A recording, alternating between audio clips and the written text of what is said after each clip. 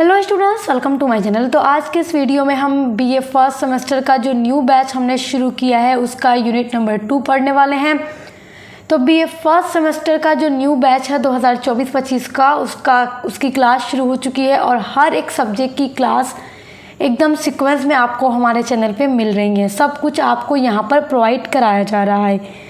तो इसके लिए आप हमारे चैनल पर विजिट ज़रूर कीजिएगा और पसंद आए तो सब्सक्राइब ज़रूर कीजिएगा, क्योंकि 3 सालों तक आपको अपने बीए से रिलेटेड हर एक सब्जेक्ट और पूरी क्लास, चाहे जो भी आप सब्जेक्ट पढ़ते हैं, वो हमारे चैनल पे आपको मिलेगी। तो पॉलिटिकल साइंस में आपको जो पढ़ना है फर्स्ट सेमेस्टर में वो है भारतीय राष्ट्रीय आंदोलन और भारत का संविधान। यही आपका सिलेबस है। सिलेबस भी डिस्कस किया जा चुका है आप लोगों के साथ, आप लोग देख लीजिएगा। आपको प्लेलिस्ट की लिंक इसी वीडियो के डिस्क्रिप्शन बॉक्स में मिल जाएगी। देखिए, यूनिट नंबर 2 में आपको पढ़ना है संवैधानिक विकास के चरण, संविधान सभा का निर्माण और भारतीय संविधान का दर्शन और नागरिकता। ये सारे टॉपिक आपके यूनिट नंबर 2 के हैं और आज के इस वीडियो में हम संवैधानिक विकास के चरण को पढ़ने वाले हैं। ये पूरा जो टॉपिक है हम आज की वीडियो में डिस्कस करेंगे, पूरा नोट्स के साथ आपको वीडियो में मिलेगा। देखिए, यूनिट नंबर 1 पर वीडियो मैं ऑलरेडी अपलोड कर चुकी हूँ। यहाँ पर जो आपका टॉपिक है संवैधानिक विकास के चरण, तो इसमें आपको क्या पढ़ना है कि हमारे भारत का संविधान कैसे बना, कितने उसके चरण हैं। देखिए, भारत का संवैधानिक विकास इस बात का विस्तृत विश्लेषण है कि भारत का संविधान अतीत से लेकर वर्तमान तक किस तरह से विकसित हुआ है। और सबसे पहले जो एक्ट पारित किया गया ब्रिटिश सरकार के द्वारा वो 1773 में किया गया था। रेगुलेटिंग एक्ट से शुरुआत होती है। तो 1773 के बाद ही भारत के शासन के लिए ब्रिटिश सरकार के द्वारा विभिन्न तरह के अधिनियम पारित किए गए थे। हालांकि उनमें से कोई भी अधिनियम ऐसा नहीं था जो भारतीय आकांक्षाओं को संतुष्ट कर सके, क्योंकि ये सब कुछ विदेशी शासकों के द्वारा भारतीयों पर थोपा जा रहा था। भारत के ऐतिहासिक ब्रिटिश संवैधानिक प्रयोगों की अवधि को 2 चरणों में विभाजित किया गया है और उन 2 चरणों से होकर गुजर करके फिर हमारे भारत का जो संविधान है वो बना है। पहला चरण है ईस्ट इंडिया कंपनी के शासन के दौरान संवैधानिक प्रयोग, जिसमें 1773 से लेकर 1857 तक का आपको पढ़ना है। जब कंपनी शासन कर रही थी तो उसने जितने भी एक्ट पारित किए, और जब 1857 की क्रांति होती है, 1857 का जो विद्रोह होता है, उसके बाद ब्रिटिश क्राउन के हाथों भारतीय सत्ता चली जाती है। तब से 1857 से लेकर 1947 जो भी चरण आया, मतलब कि जो दूसरा चरण है ब्रिटिश क्राउन के तहत संवैधानिक प्रयोग है 1857 से लेकर 1947 तक। तो आज के इस वीडियो में हम पूरा डिटेल में पढ़ने वाले हैं। पूरा टॉपिक आपका क्लियर हो जाएगा एकदम। 1773 से लेकर 1950 तक जो हमारा संविधान लागू हुआ वो पूरा आज की वीडियो में आपको समझ आ जाएगा। तो चलिए सबसे पहले देखते हैं रेगुलेटिंग एक्ट। देखिए, रेगुलेटिंग एक्ट जो है ये सबसे पहला एक्ट आया था कंपनी के द्वारा, समझ लीजिए ब्रिटिश शासन के द्वारा। सन 1773 का regulating act British east India company की गतिविधियों से संबंधित पहला महत्वपूर्ण संसदीय कानून था। अभी इससे पहले कोई भी ऐसा कानून नहीं आया था, ये पहला कानून था। और इस अधिनियम के द्वारा बंगाल का जो गवर्नर होता था उसको बंगाल का गवर्नर जनरल कहा जाने लगा। और बंगाल का पहला गवर्नर जनरल कौन बना? Lord Warren Hastings. तो सभी के नाम भी मैंने नोट किए हुए हैं ताकि आप अच्छे से याद कर सकें। और बंगाल के गवर्नर जनरल की सहायता के लिए 4 सदस्यीय परिषद का भी गठन किया गया था। और इस अधिनियम में बम्बई और मद्रास के गवर्नरों को बंगाल के गवर्नर के अधीन कर दिया गया। देखिए, जो मद्रास प्रेसिडेंसी थी और मुंबई प्रेसिडेंसी जो थी, यानी बम्बई पहले कहा जाता था, तो बम्बई प्रेसिडेंसी जो थी, तो उन सभी के गवर्नर को बंगाल के गवर्नर जनरल के अधीन कर दिया गया था। और देखिए, रेगुलेटिंग एक्ट 1773 के प्रावधानों के अनुसार ही 1774 ईस्वी में कलकत्ता में एक सर्वोच्च न्यायालय की भी स्थापना की गई। और सर्वोच्च न्यायालय में एक मुख्य न्यायाधीश और 3 सहायक न्यायाधीश होते थे। तो ये सब कुछ जो था रेगुलेटिंग एक्ट के तहत था। और ये याद रखिएगा कि बंगाल का जो गवर्नर था उसको गवर्नर जनरल कहा जाने लगा और पहला governor general Lord Warring Hastings थे। आप देखिए दूसरा जो था पिट्स इंडिया एक्ट 1784। देखिए रेगुलेटिंग एक्ट 1773 के बाद जो दूसरा एक्ट पारित किया जाता है ब्रिटिश ईस्ट इंडिया कंपनी के द्वारा, यानी ब्रिटिश सरकार के द्वारा, वो था पिट्स इंडिया एक्ट। देखिए कंपनी पर ब्रिटिश संसद का नियंत्रण और परिषद की संख्या जो थी, इससे पहले आपने पढ़ा कि 4 सदस्यों को गवर्नर जनरल की सहायता के लिए नियुक्त किया गया था, तो उनमें से सदस्यों की संख्या को घटाकर 3 कर दी गई और बोर्ड ऑफ कंट्रोल की भी स्थापना की गई और गवर्नर जनरल उसकी परिषद बोर्ड ऑफ कंट्रोल की अनुमति के बिना कोई युद्ध अथवा संधि नहीं कर सकता था। यानी कोई भी बोर्ड ऑफ कंट्रोल की अनुमति के बिना न युद्ध कर सकता था न कोई संधि कर सकता था। उसके बाद 1786 के अनुसार देखिए परिषद के निर्णय को रद्द करने तथा अपने निर्णय लागू करने की शक्तियाँ गवर्नर जनरल को मिल गईं। गवर्नर जनरल को शक्ति मिली और मुख्य सेनापति जो होता था उसकी भी शक्तियां गवर्नर जनरल को ही मिल गई थी। उसके बाद जो अधिनियम आता है वो था 1813 ईस्वी का चार्टर अधिनियम। देखिए 1813 ईस्वी का जो चार्टर अधिनियम आया तो इससे क्या हुआ कि ब्रिटिश ईस्ट इंडिया जो कंपनी थी उसका व्यापारिक एकाधिकार जो था वो समाप्त कर दिया गया और जो चाय का व्यापार होता था तो चाय का व्यापार को छोड़कर भारत के साथ व्यापार करने की सभी ब्रिटिश नागरिकों की इजाज़त दे दी गई। देखिए ब्रिटिश ईस्ट इंडिया कंपनी के अलावा कोई भी दूसरी कंपनी यहाँ पर आकर व्यापार नहीं कर सकती थी ब्रिटेन से। तो 1813 का जो चार्टर अधिनियम आता है तो उससे क्या होता है कि जो ये कंपनी थी ब्रिटिश ईस्ट इंडिया कंपनी, तो उसका व्यापारिक जो एकाधिकार था उसको समाप्त किया जाता है और चाय के साथ व्यापार को छोड़ करके भारत के साथ व्यापार सभी ब्रिटिश नागरिकों के लिए खोल दिया गया कि कोई भी ब्रिटिश नागरिक अब आ करके भारत के साथ व्यापार कर सकता है। इससे पहले नहीं कर सकता था लेकिन अब कर सकता है, लेकिन वो चाय का व्यापार नहीं कर सकता क्योंकि चाय के व्यापार में इनको कमाई बहुत ज़्यादा होती थी, इसलिए दूसरों को परमिशन नहीं दी गई। उसके अलावा 1813 का जो चार्टर अधिनियम था, ईसाई मिशनरीज भारत में ईसाई धर्म का प्रचार प्रसार करेंगे। देखिए जो ब्रिटिश से लोग आते थे ब्रिटेन से, वो ईसाई थे, तो भारत में ईसाई धर्म का प्रचार प्रसार किया जाए, लोगों को अपना धर्म सिखाया जाए, इसके लिए भी इस एक्ट में प्रावधान बनाया गया था। 1813 के बाद जो अगला अधिनियम आया वो था 1833 का चार्टर अधिनियम। आप लोग ध्यान देते रहिएगा कि ये सब जो अलग अलग से अधिनियम आ रहे हैं प्रतिवर्ष जो ब्रिटिश सरकार के द्वारा लाया जा रहा है, लागू किया जा रहा है, ये हमारे भारत के संविधान का एक चरण है। जो हमारा संविधान 1950 में लागू हुआ 26 जनवरी को, तो उसके पहले देखिए हम आज़ाद तो नहीं थे, अंग्रेज़ों के गुलाम थे, तो अंग्रेज़ यहाँ पे शासन करते थे और अपने अनुसार अधिनियम बनाया करते थे। फिर धीरे धीरे इसी तरह से होते होते 1935 का जो भारत सरकार अधिनियम बनता है, उसके बाद जाकर 1947 में जब हम आज़ाद होते हैं उसके बाद हमारा अपना संविधान बनता है। तो इसी तरह से धीरे धीरे एक स्टेप में वो उसका एक चरण बनता जा रहा था और फिर हमारा संविधान बनता है। चलिए आप पहले पूरी वीडियो देख लेंगे ना तो आपको और अच्छे से समझ आएगा। देखिए जो 1833 का चार्टर अधिनियम आता है तो इसमें क्या होता है कि जो बंगाल का गवर्नर जनरल था उसको अब भारत का गवर्नर जनरल बना दिया गया। जो बंगाल का गवर्नर जनरल कहा जाता था वो अब पूरे भारत का गवर्नर जनरल होगा। और पहला भारत का गवर्नर जनरल कौन बना? तो लॉर्ड विलियम बेंटिक। याद रखिएगा, नाम नोट कर लीजिए या स्क्रीनशॉट कर लीजिए। उसके अलावा 1833 के चार्टर अधिनियम में ये भी आया कि कंपनी का जो व्यापारिक अधिकार है पूरी तरह से समाप्त कर दिया गया। यानी कि भारत के साथ व्यापार पर ईस्ट इंडिया कंपनी का एकाधिकार अब समाप्त हो गया इस अधिनियम के द्वारा। और ईस्ट इंडिया कंपनी अब मात्र एक प्रशासनिक संस्था बनकर रह गई थी। अब ये कोई एक वाणिज्यिक संस्था नहीं रह गई, क्योंकि ये व्यापार करती थी और इसका व्यापारिक अधिकार समाप्त कर दिया गया। तो अब ये मात्र क्या है, एक प्रशासनिक संस्था बनकर रह जाती है 1833 के चार्टर के बाद। उसके बाद आता है 1853 ईस्वी का चार्टर अधिनियम। ये अंतिम चार्टर था 1853 का चार्टर अधिनियम।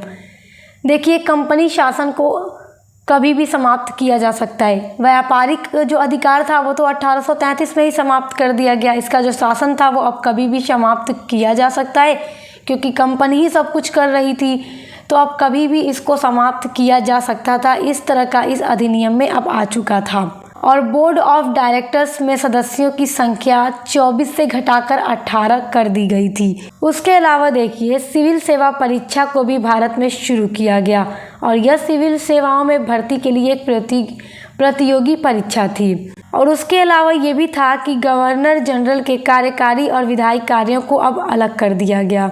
अब यहाँ पर आप लोग ध्यान दीजिएगा, 1858 ईस्वी का भारत शासन अधिनियम, बड़े ध्यान से यहाँ पर आपको समझना है। इस वीडियो के स्टार्ट में मैंने आपको बताया था कि भारत के संविधान की जो अवधि है 2 चरणों से होकर गुजरती है। इसको 2 चरणों में बांटा गया है। पहला है ईस्ट इंडिया कंपनी के शासन के दौरान संवैधानिक चरण, दूसरा है ब्रिटिश क्राउन के तहत संवैधानिक प्रयोग। तो देखिए, अभी तक ब्रिटिश ईस्ट इंडिया कंपनी शासन कर रही थी, और 1773 से जितने भी एक्ट बनाए गए 1853 तक, वो सब कंपनी के अंदर आएगा। तो 5 एक्ट बनाए गए थे, 5 अधिनियम आप लोगों ने पढ़ा। Regulating act, Pitt's India act, 1813 का चार्टर अधिनियम, 1833 का चार्टर अधिनियम एंड 1853 का चार्टर अधिनियम, टोटल 5 अधिनियम। उसके बाद क्या होता है, जब 1857 का विद्रोह होता है, तो ठीक उसके बाद क्या होता है कि जो भारत पर शासन अभी तक ब्रिटिश ईस्ट इंडिया कंपनी कर रही थी, उसके शासन को अब समाप्त कर दिया जाता है, और भारत पर शासन करने का जो अधिकार था अब वो ब्रिटिश क्राउन के हाथों में चला जाता है। यानी सत्ता अब कंपनी से क्राउन तक जा चुकी है। याद रखिए, बड़ा इम्पॉर्टेंट है ये आपके लिए। तो अब यहाँ से जितने भी एक्ट आएंगे वो किसके द्वारा आएंगे, ब्रिटिश शासन, जो कि हमारे भारत पर शासन करेगा 1857 से। कहानी की तरह समझेंगे तो अच्छे से याद होगा। चलिए अब देख लेते हैं इसको भी ध्यान से पढ़ लेते हैं।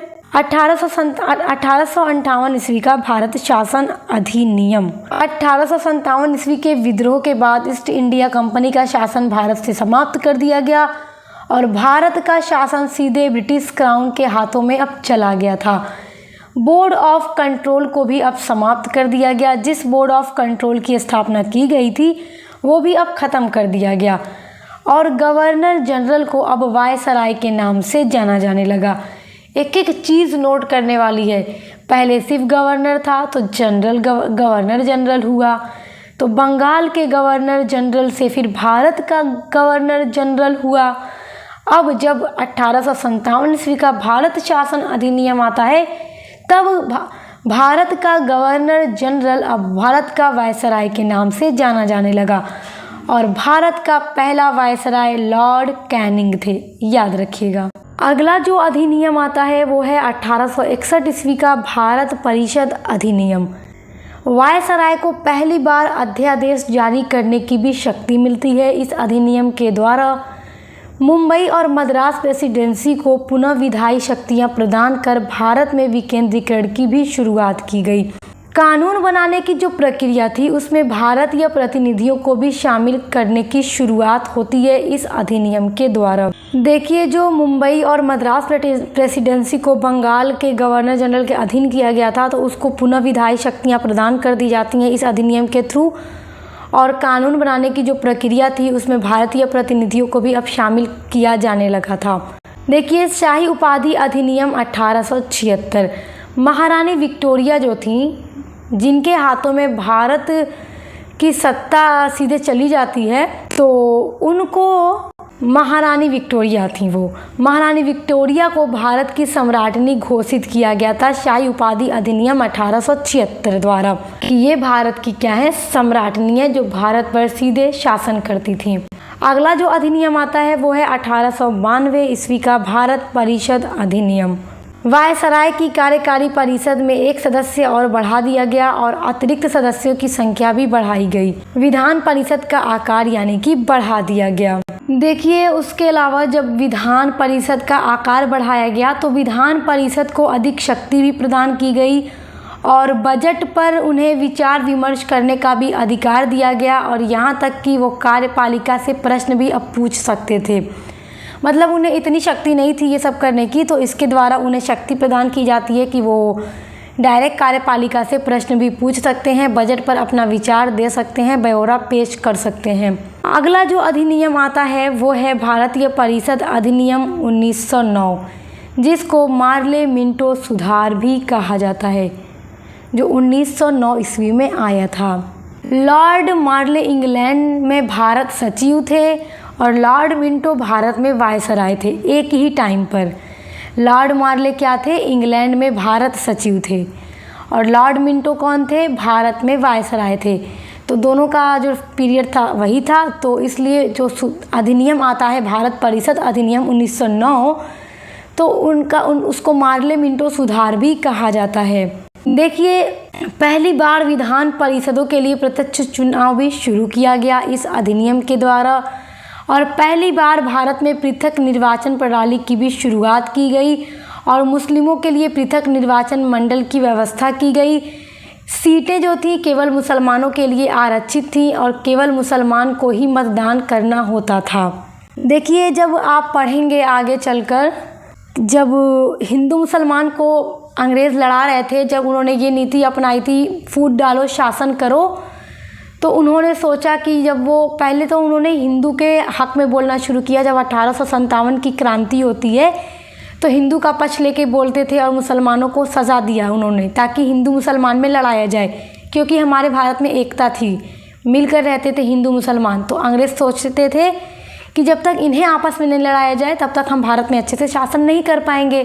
तो उसके बाद क्या होता है कि फिर अंग्रेज़ों ने सोचा कि नहीं, अगर मुसलमानों को हम अपने पक्ष में लें तो ये ज़्यादा बेहतर होगा हमारे लिए, क्योंकि इनकी संख्या भी कम है, यहाँ पर हिंदू ज़्यादा हैं इसलिए। तो धीरे धीरे इन्होंने मुसलमानों को भड़काना शुरू किया और आप लोगों ने देखा कि 1906 में किस तरह मुस्लिम लीग की स्थापना भी कराई जाती है। उसके बाद मुसलमानों ने अलग से निर्वाचन मंडल की मांग की, अलग से मुसलमानों के लिए सीटें आरक्षित की गई। ये सब कुछ किस लिए किया गया था, सिर्फ़ और सिर्फ हिंदू मुसलमान की एकता को तोड़ने के लिए किया गया था, क्योंकि इससे पहले हिंदू मुसलमान बहुत मिलकर रहते थे। 1857 की क्रांति में और जितने भी आंदोलन हो रहे थे सभी में हिंदू मुसलमान मिलकर ही रहते थे। तो बस ये सब कुछ किस लिए किया गया था, फूट डालने के लिए किया गया था। मुसलमानों के लिए अलग सीटें आरक्षित की गई थी और मुसलमान ही मतदान कर सकता था। गवर्नर जनरल की कार्यकारी में पहली बार भारतीयों को प्रतिनिधित्व भी मिला और भारतीय सांप्रदायिकता का जनक लॉर्ड मिंटो को कहा जाता है। सांप्रदायिकता का मतलब यहाँ पे हिंदू मुसलमान में फूट डाल दी गई तो सांप्रदायिकता का उदय हो गया। तो लॉर्ड मिंटो को कहा जाता है कि उसने ही भारतीय सांप्रदायिकता को बढ़ावा दिया है। भारतीय सांप्रदायिकता का जनक लॉर्ड मिंटो को ही कहा जाता है। अब देखिए, जो अगला अधिनियम आता है वो है 1919 ईस्वी का भारत शासन अधिनियम। 1919 के भारत शासन अधिनियम को मॉन्टेग्यू चेम्सफोर्ड सुधार के नाम से भी जाना जाता है। देखिए, इस अधिनियम के द्वारा महिलाओं को भी मताधिकार का अधिकार दिया गया, मतलब मतदान कर सकते हैं। इससे पहले महिलाओं को इसका अधिकार नहीं था, वोट देने का अधिकार नहीं था, तो महिलाओं को अधिकार दिया गया। केंद्र में द्विसदनात्मक व्यवस्था और प्रत्यक्ष निर्वाचन मंडल की भी स्थापना की गई और प्रांतीय और केंद्रीय विषयों को अलग अलग किया गया। राज्य परिषद का निर्माण किया गया, केंद्रीय विधानसभा का निर्माण किया गया। प्रांतों में द्वैध शासन प्रणाली की शुरुआत होती है। वायसराय की कार्यकारी परिषद में 6 सदस्यों में से 3 सदस्य भारतीय भी थे। इस अधिनियम ने पहली बार भारत में लोक सेवा आयोग की स्थापना का प्रावधान भी किया। मॉन्टेग्यू चेम्सफोर्ड सुधारों में सरकार के कामकाज की जांच के लिए 10 वर्ष के अंत में एक वैधानिक आयोग गठित करने का भी प्रावधान किया गया था। तो ये था 1919 का भारत शासन अधिनियम। उसके बाद जो अधिनियम आता है वो है भारत सरकार अधिनियम 1935। ये अब तक का सबसे बड़ा अधिनियम था उनके द्वारा। समझ लीजिए कि यहाँ पर अंग्रेज़ों ने अब एक संविधान बनाया था भारत पर शासन करने के लिए, क्योंकि अंग्रेज़ों का इरादा तो था नहीं हमें आज़ाद करने का। वो कब हमें आज़ाद करना चाहते थे, वो ऐसा नहीं चाहते थे, क्योंकि भारत से उन्हें इतना लाभ जो होता था इतने धन चूसे भारत से। देखिए, भारत सरकार अधिनियम 1935 ईस्वी ये बड़ा अधिनियम था 1935 का। इसमें 321 अनुच्छेद, 10 अनुसूचियाँ और 14 भाग थे और पहली बार अखिल भारतीय संघ की भी स्थापना की गई। 11 प्रांतों में से 6 प्रांतों जैसे बंगाल, बम्बई, मद्रास, असम, बिहार और संयुक्त प्रांत में द्विसदनीय व्यवस्था को भी लागू किया गया। केंद्र और राज्यों में पहली बार शक्तियों का विभाजन हुआ। केंद्र अलग, राज्य सरकार अलग। प्रांतों में द्वैध शासन का अंत हो जाता है और केंद्र में द्वैध शासन की भी शुरुआत की जाती है। 1858 ईस्वी द्वारा स्थापित भारत सरकार अधिनियम का अंत किया जाता है, उसको समाप्त कर दिया जाता है। अब जो भी शासन करना होगा इस अधिनियम के द्वारा करना होगा, इसीलिए तो उन्होंने इसको समाप्त कर दिया। भारत में मुद्रा के नियंत्रण एवं शाख विस्तार के लिए भारतीय रिजर्व बैंक की भी स्थापना की जाती है और बर्मा को भारत देश से अलग कर दिया जाता है। भारत सरकार अधिनियम 1935 की लंबाई के कारण इसे 2 अलग अलग अधिनियमों में विभाजित किया गया था। अब देखिए, यहाँ पर आपको एक और इम्पॉर्टेंट बात बता दूँ। भारत सरकार अधिनियम 1935 आता है तो ये एक बड़ा अधिनियम था, ब्रिटिश सरकार के द्वारा बनाया गया, क्योंकि उन्हें अब भारत में शासन करना था, इसलिए उन्होंने अच्छे खासा बड़ा अधिनियम तैयार कर लिया। फिर देखिए क्या होता है, जब द्वितीय विश्व युद्ध शुरू होता है तो द्वितीय विश्व युद्ध में लड़ने के लिए ब्रिटिश सरकार को क्या चाहिए था? सेना चाहिए थी, सैनिक चाहिए थे। भारतीय सैनिकों की उन्हें आवश्यकता थी। तो उन्होंने अब भारतीय नेताओं से क्या कहा कि हमें दे दो अपने सैनिक, हम जब जीत जाएंगे द्वितीय विश्व युद्ध में तो हम आपको अपना संविधान बनाने की परमिशन दे देंगे। हम यहाँ पे हमारे संविधान का पूरा चरण पढ़ रहे हैं तो हमें ये भी तो जानना है कि किस तरह से हमारा संविधान बना। तो बड़े ध्यान से इनको सुनिएगा, बहुत इम्पोर्टेंट है। तो 1942 ईस्वी में ब्रिटिश सरकार द्वारा एक क्रिप्स मिशन भारत भेजा गया। क्रिप्स मिशन में ये था कि द्वितीय विश्व युद्ध में लड़ने के लिए हमें भारतीय सैनिकों की आवश्यकता है। अगर आपने हमें अपने भारतीय सैनिकों को दे दिया और हम जब द्वितीय विश्व युद्ध जीत जाएंगे तो आपको अपना संविधान बनाने की परमिशन दे देंगे। क्योंकि भारतीय नेताओं द्वारा अपना संविधान बनाने के लिए संविधान सभा की मांग की गई थी, जिसे ब्रिटिश सरकार द्वारा बार बार ठुकरा दिया गया था। तो अब उन्होंने भारतीय नेताओं को लालच दी, लेकिन महात्मा गांधी ने ये बात इस तरह कह के ठुकरा दी कि हमें डूबते हुए बैंक का चेक नहीं चाहिए, हम अपने सैनिक नहीं देंगे। क्योंकि प्रथम विश्व युद्ध में भारत नेताओं ने देखा कि अगर हम इनका सहयोग करेंगे प्रथम विश्व युद्ध में तो ये हमें आज़ाद कर देंगे, जबकि ऐसा कुछ भी नहीं हुआ। क्योंकि जब वो और मजबूत हो जाएंगे तो वो भारत को आज़ाद क्यों करते, सिर्फ इसलिए द्वितीय विश्व युद्ध में भारतीय सैनिकों को नहीं दिया गया। फिर देखिए, उसके बाद 1946 में एक दूसरा मिशन भारत भेजा जाता है, कैबिनेट मिशन। कैबिनेट मिशन में ये था कि अब भारतीयों को अपना संविधान सभा बनाने की इजाज़त दे दी गई और अब जो सत्ता है ब्रिटिश सरकार के हाथों में वो भारतीयों को हस्तांतरित कर दी जाएगी 1947 के भारतीय स्वतंत्रता अधिनियम के द्वारा। तो इस तरह देखिए 1946 में कैबिनेट मिशन के द्वारा भारतीयों को संविधान सभा बनाने की परमिशन दे दी जाती है। तो ये जो टॉपिक है ना, हम आपको अगली वीडियो में पढ़ाएंगे। आपका जो दूसरा टॉपिक है वो संविधान सभा का निर्माण कैसे हुआ वो आपको पढ़ना है। अब देखिए, भारतीय स्वतंत्रता अधिनियम 1947 18 जुलाई 1947 को ब्रिटिश संसद द्वारा ये पारित हो गया और 14 अगस्त और 15 अगस्त 1947 को ब्रिटिश भारत जो था, भारत व पाकिस्तान 2 अलग अलग राष्ट्रों के रूप में आज़ाद हो गया। देखिए, एक माउंटबेटन योजना बनाई गई थी। माउंटबेटन योजना में ये था कि 1947 में भारत को आज़ाद कर दिया जाएगा और भारत 2 राष्ट्रों के रूप में आज़ाद होगा, भारत और पाकिस्तान। वायसराय का पद समाप्त कर दिया गया और उसके स्थान पर गवर्नर जनरल का पद सृजित हुआ।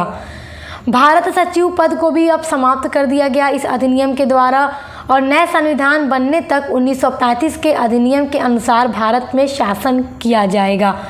क्योंकि जो 1935 का भारत सरकार अधिनियम था एक बड़ा अधिनियम था और जब हमारा देश 1947 में आज़ाद हो गया तो अभी तक हमारा संविधान बनकर तैयार नहीं हुआ था। तो इस अधिनियम के द्वारा ये तय हुआ कि नए संविधान के बनने तक जो 1935 का भारत सरकार अधिनियम है उसी के द्वारा भारत में शासन किया जाएगा।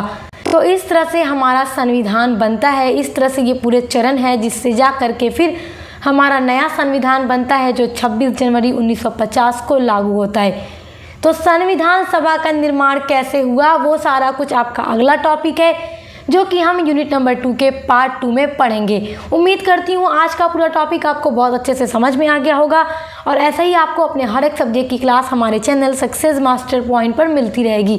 बीए के लिए सर्वश्रेष्ठ चैनल है, आपको यहाँ पर सब कुछ मिलेगा। तो अभी सब्सक्राइब कीजिए एंड बेल आइकन को प्रेस कीजिए। अब मिलते हैं नेक्स्ट वीडियो के